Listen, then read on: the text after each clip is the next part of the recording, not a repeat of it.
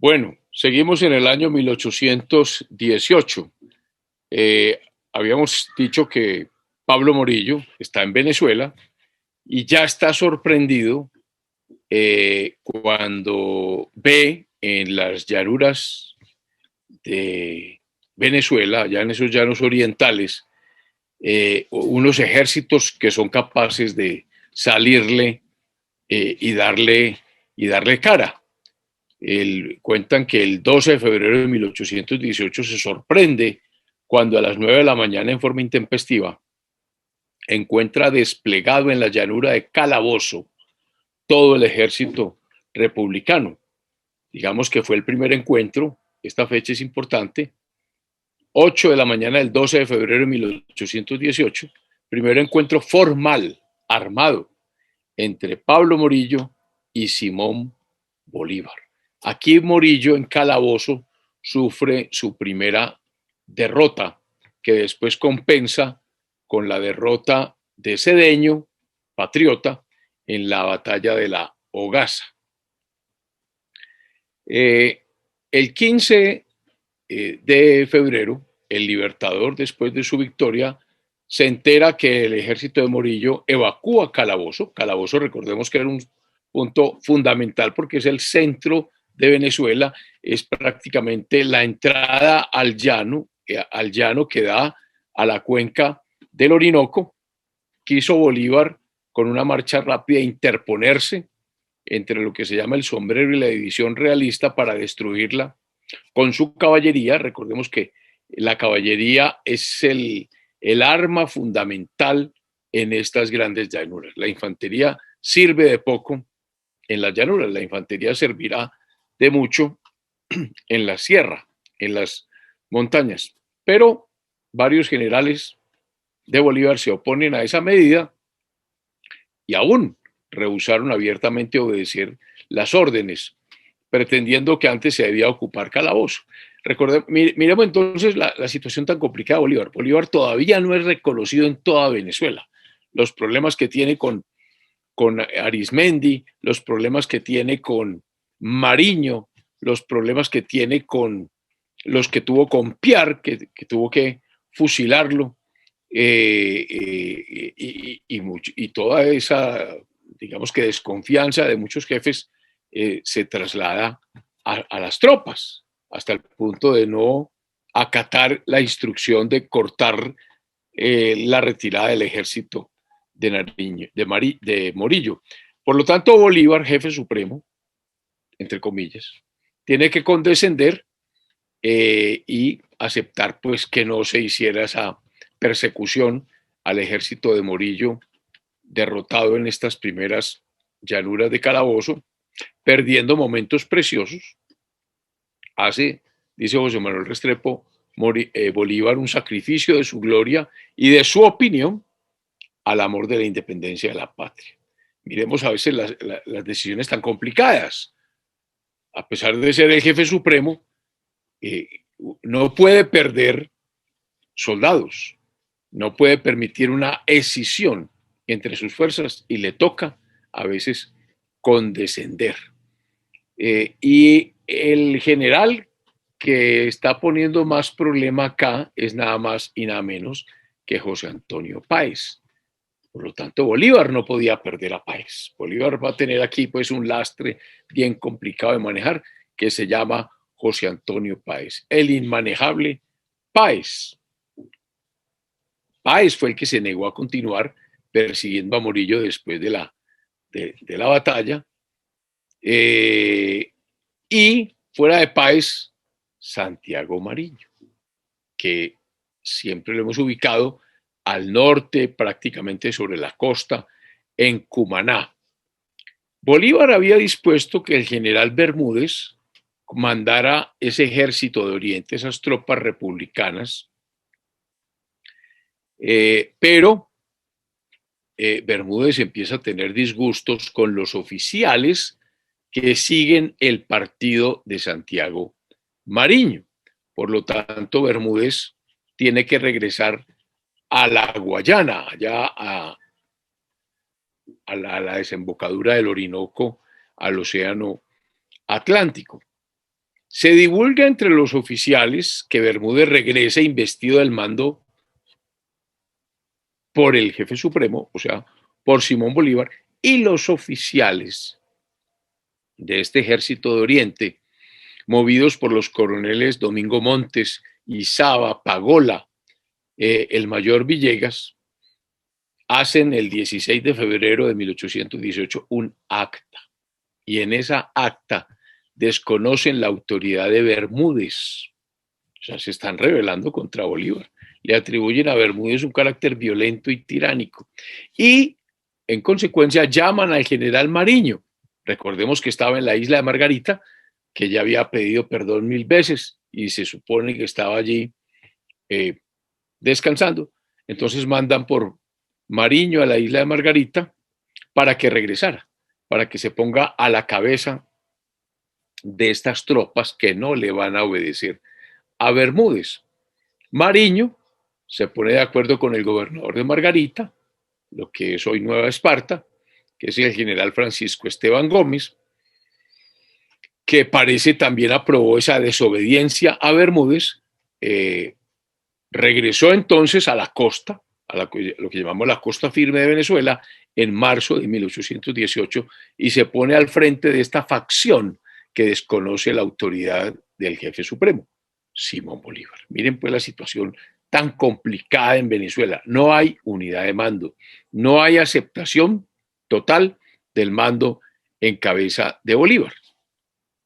Esta situación allá en el nororiente de Venezuela, la situación con Páez, son circunstancias bien difíciles.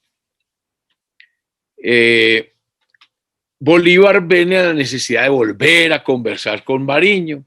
Mariño pide una entrevista y Bolívar le envía al coronel Antonio José Sucre, aquel hombre tan importante que después se convierte en el sucesor de Bolívar, quien Bolívar quería que fuera su sucesor. Entonces Bolívar manda a Sucre a convenir con Mariño la situación.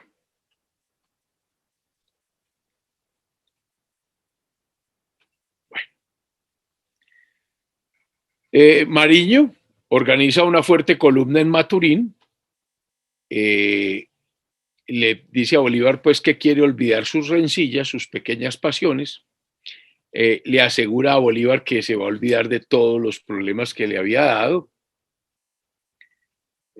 Bolívar entonces decide, en aras de la unidad, reconocerle autoridad a Mariño, o sea, legitima el mando de Mariño y lo nombra comandante general de la provincia de Cumaná.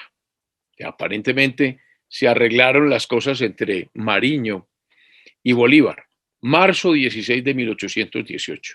Una batalla nefasta a los ejércitos patriotas. Si bien fue interesante la de Calabozo, la batalla de la Puerta fue terrible. Fue una equivocación de Simón Bolívar porque Bolívar quería llegar a Caracas, volver a reconquistar su capital. Entonces se da la batalla de la Puerta el 16 de marzo de 1818 con malos resultados. En este momento, en marzo, están llegando nuevas tropas a Venezuela. ¿Quiénes? Ingleses. Ingleses. ¿Por qué ingleses? Porque están sin nada que hacer en Europa. Han acabado las guerras napoleónicas y son soldados que han luchado muchos años desde que Napoleón se toma el mando por allá en 1803, 1802, ya estamos en 1818, o sea, 16 años de guerras.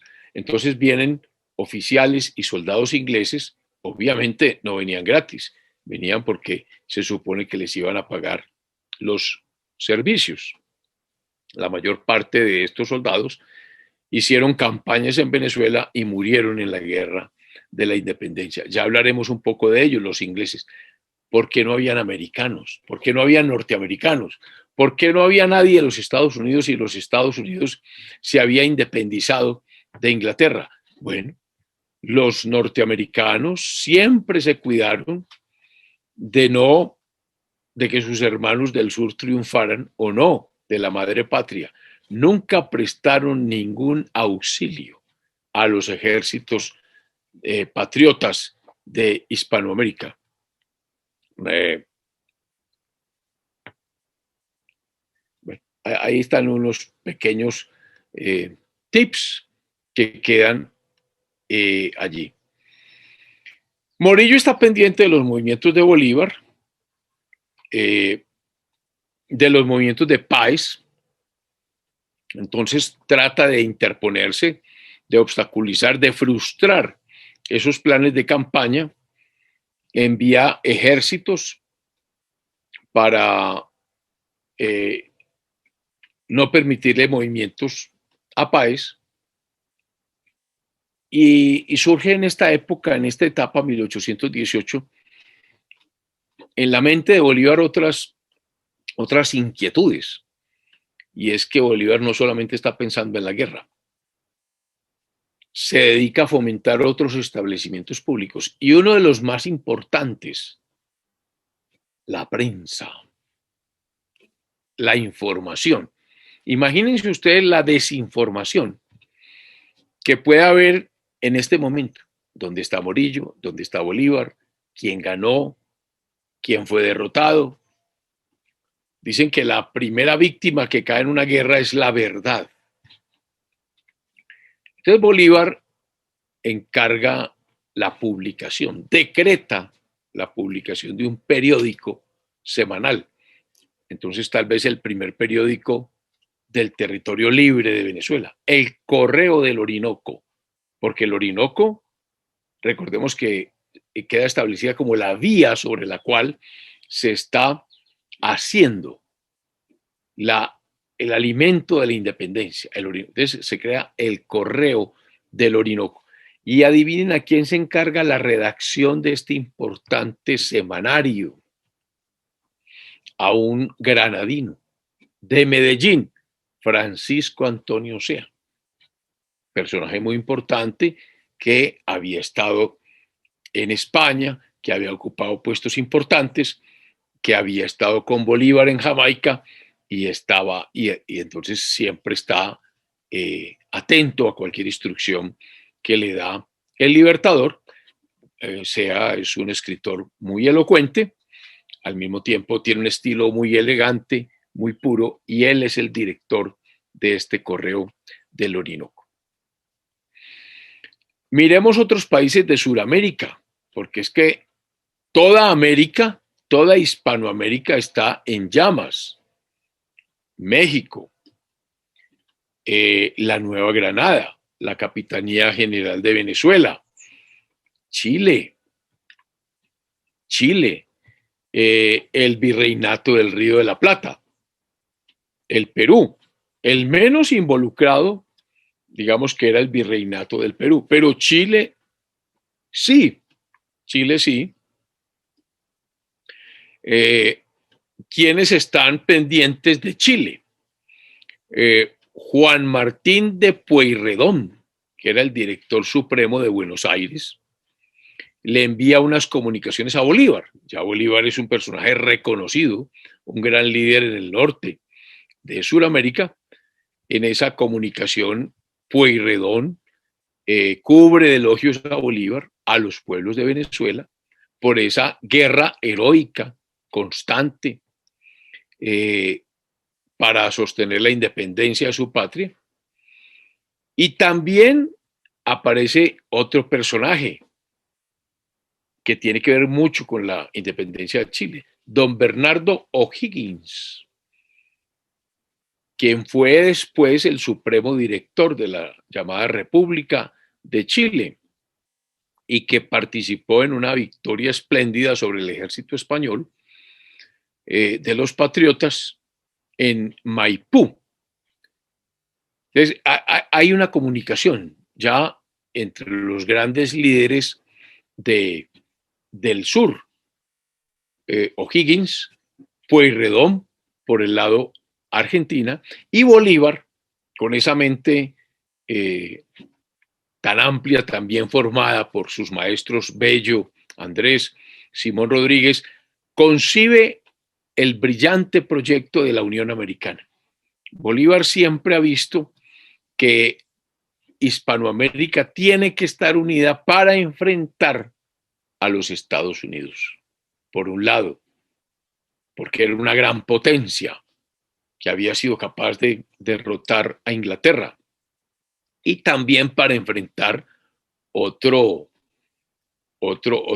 país muy grande, Brasil, porque ese era portugués, ese no tenía que ver nada con este tema de la independencia. Recordemos que en el Brasil estaba gobernando Pedro, el emperador Pedro, que ante la invasión napoleónica a España, inmediatamente no permite que sea apresado y entonces con su corte va a Brasil, lo que no hizo Fernando VII. ¿Qué hubiera pasado si Fernando VII hubiese obrado como obró Pedro, el emperador de Portugal, y en vez de hacerse apresar allá en España, si hubiese venido a América a gobernar?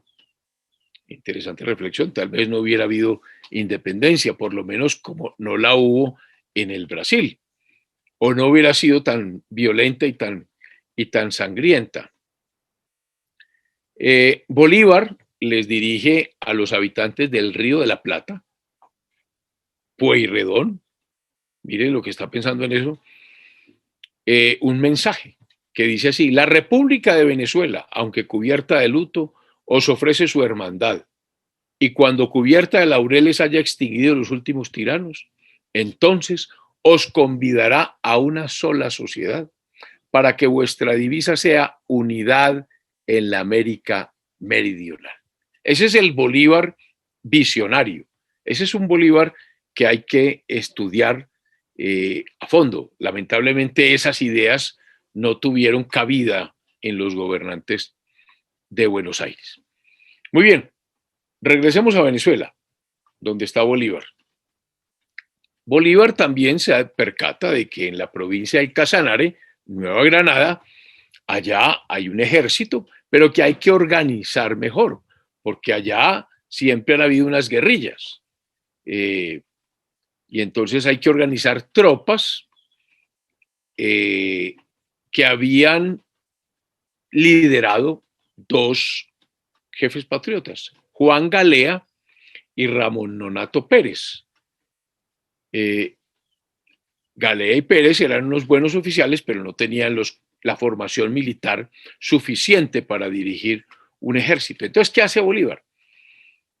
Toma un granadino, Francisco de Paula Santander, que era ya subjefe de Estado Mayor, lo asciende a general de brigada y le empieza a dar la instrucción de que lidere a todas esas fuerzas que están en el Casanare.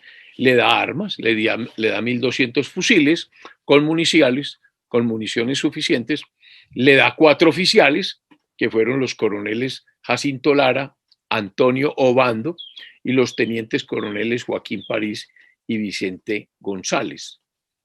Granadinos estos 3 últimos, Obando, París y González. Entonces, con estos 3 se va Santander, parte de la ciudad de Angostura el 26 de agosto de 1818, con la misión de formar una parte del ejército que se debería destinar para la libertad de la Nueva Granada. Mientras tanto, Bolívar continúa en la ciudad de Angostura, allá sobre el Orinoco, reunido, pensando y reflexionando qué hacer de aquí en adelante y cómo reorganizar el gobierno supremo de la República. Ve la necesidad de que ese gobierno también debería tener un freno. O sea, esas facultades absolutas en manos de una sola persona no era conveniente. Ese poder supremo debería tener mínimo una sombra de representación popular. Entonces el Libertador, temiendo que aumentar el descontento en ese sentido y no queriendo ofrecer pretextos a cualquier otro jefe ambicioso para que intentase una revolución como la de Piar, que tuvo que terminarla con el fusilamiento de Piar. Reúne de nuevo y completa los miembros del Consejo de Estado, de quien ya habíamos mencionado, que lamentablemente había caído en desuso y hacía mucho tiempo que ese Consejo de Estado no se juntaba. Entonces, el 1 de octubre de 1818, Bolívar convoca al Consejo de Estado y abre su sesión con un importante discurso diciéndole que en el Consejo de Estado, que el Consejo de Estado tenía atribuciones legislativas y que en consecuencia todos los decretos que había expedido Bolívar debían ser revisados por el Consejo de Estado. Es decir, estaba manifestando de que se debería darle al gobierno supremo una forma republicana, que había que llamar allí a ciudadanos distinguidos que pudieran ejercer esa república, establecerla sobre bases sólidas, que él era un jefe guerrero destinado al campo de batalla y que era imposible que al mismo tiempo él fuese magistrado y creador de la república. Por lo tanto, propone al Consejo de Estado nombrar una comisión especial para que discuta un modo de hacer unas elecciones populares, que presentara un proyecto de reglamento para la convocación de un Congreso constituyente de Venezuela. Ya se está volviendo a pensar nuevamente en una constitución. Hasta ahora no habíamos vuelto a hablar de constitución, salvo aquellas constituciones de 1811, 1812, que se dieron las Provincias Unidas de Venezuela y las Provincias Unidas de la Nueva Granada. ¿Por qué? Porque ya hay cierta estabilidad en el Orinoco, con el centro en Angostura. Se discutió la materia y se acordó en esa sesión con el Consejo de Estado que era muy conveniente y aún necesaria esa convocatoria de un congreso. Se nombra una comisión y esa comisión fue compuesta de los ciudadanos Juan Germán Rocio, Fernando Peñalver, Juan Martínez, Ramón García Cádiz, Luis Peraza, Diego Bautista Urbaneja, todos venezolanos. ¿A quién escoge Bolívar para presidir esa comisión? Al general Rafael Urdaneta, y como secretario nombra a García Cádiz. Entonces esa comisión debía formar un reglamento para unas elecciones populares en que se debían nombrar diputados para el futuro Congreso.